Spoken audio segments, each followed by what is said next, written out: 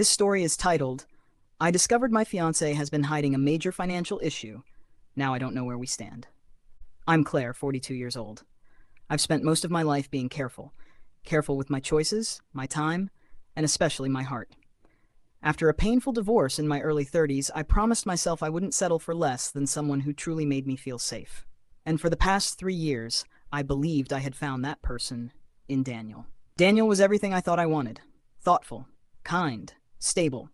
He wasn't flashy or extravagant, but he had a steady career, a beautiful way of making me feel cherished, and most of all, he made me believe in love again. When he proposed last summer, I didn't hesitate to say yes. It felt right. It felt safe. Or at least that's what I thought. Because 3 weeks ago, I found out that the man I was about to marry had been keeping a secret.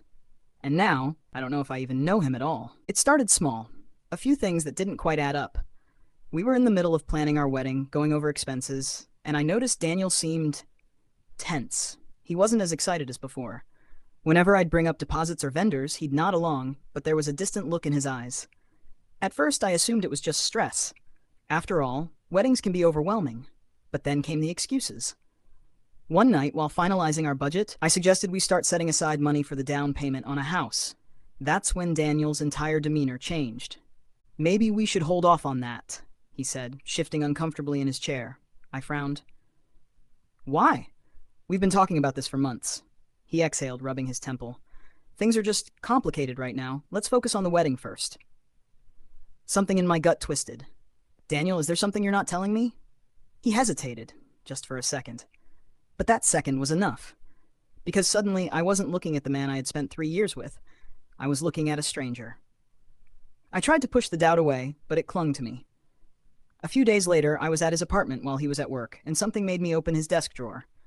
I wasn't snooping. I was looking for a pen. But instead, I found an unopened envelope from a bank I didn't recognize. And inside? A final notice for an overdue loan. My stomach dropped. I read it 3 times just to make sure I wasn't seeing things. It wasn't a small amount, either. It was tens of thousands of dollars. And worse, the due date had already passed. My hands were shaking. I tried to tell myself there had to be an explanation. Maybe it was an old debt. Maybe he forgot about it. Maybe. But deep down I knew. This wasn't some forgotten bill. This was something he had been hiding from me. That night, I confronted him. I sat on his couch, the letter in my lap, my heart pounding in my chest. Daniel, what is this? He froze in the doorway, his face draining of color. Claire, where did you find that? In your desk. I wasn't looking for it, but I saw it. Why didn't you tell me about this? His jaw tightened. He looked like a man backed into a corner. It's not a big deal, he muttered, reaching for the letter. But I pulled it away. Not a big deal, Daniel? This is a final notice. How long have you been keeping this from me? Silence. And in that silence, I realized the truth.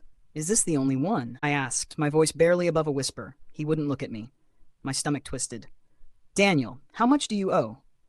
When he finally spoke, his voice was hollow. More than I can pay back right now.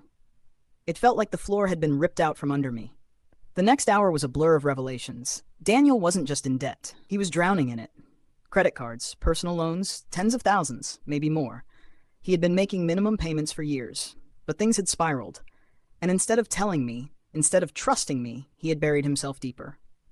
I sat there, staring at the man I thought I knew, and realized that I didn't. Were you ever going to tell me? His eyes were glassy. I wanted to, but I was afraid. I didn't want you to think less of me. Less of you? I let out a bitter laugh. Daniel, it's not the debt that's breaking my heart. It's the lying. It's the fact that you let me plan a life with you, knowing this was hanging over us. He buried his face in his hands. I thought I could fix it before you found out. But he hadn't fixed it, and now it wasn't just his problem. It was ours. Except, was there even still an us? That night, I went home and lay awake, staring at the ceiling. I loved Daniel. I did, but love wasn't supposed to feel like this. Like a weight dragging me down. Like a door slamming shut on the future I thought we were building. I had spent years being careful. I had promised myself I would never be in a position like this again. And yet, here I was, staring at the wreckage of everything I thought I knew. And the worst part? I still didn't know what I was going to do. I woke up the next morning with a headache and a heaviness in my chest that wouldn't go away. I wanted to believe there was a solution, that this was just another problem we could work through. But the more I thought about it, the more I realized this wasn't just about the debt. It was about trust. Because if Daniel could lie about something this big, what else was he capable of hiding? I needed answers. That evening, I went back to his apartment. He opened the door, looking like he hadn't slept either. "Claire," he breathed as if relieved that I was even standing there. I walked past him into the living room, arms crossed. "I need you to be completely honest with me. No more half-truths, no more excuses. I need to know everything." He nodded, but I saw the hesitation in his eyes. And then, slowly, the truth came out. It wasn't just bad luck. It wasn't a one-time mistake. Daniel had been reckless with money for years. He had taken out loans to cover other loans. He had spent more than he earned, convinced he could figure it out later. He had ignored the growing problem until it was too big to fix. And the worst part? "Did you ever plan to tell me before we got married?" I asked, my voice barely above a whisper. He exhaled shakily. "I don't know."